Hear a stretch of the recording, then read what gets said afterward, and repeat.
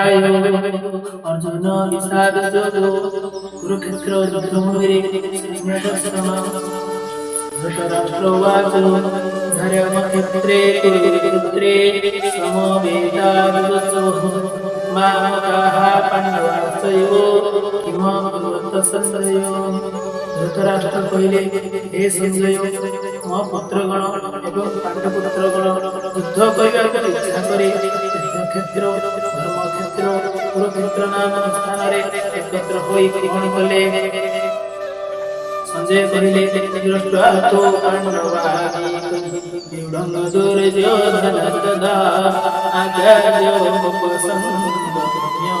राजा ब्रवीत हे राजा चक्रव्यूहरे सुसज्जित पांडवମାନଙ୍କର ସୈନ୍ୟମାନେ ଦେଖିଲା ପରେ ରାଜା ଦୁର୍ଯ୍ୟୋଧନ ଗୁରୁଙ୍କ ନିକଟକୁ ଗଲେ ଏବଂ ନିମ୍ନ ମତେ କହିବାକୁ ଲାଗିଲେ ପଶ୍ୟେତ ପାଣ୍ଡବ ପ୍ରାଣାଚାର୍ଯ୍ୟ ମହିଷଂ ବେଢ଼ଂ ଦ୍ରୌପଦ ପୁତ୍ରେଣ ବଶିଷ୍ଠେନ ଧୀମତା।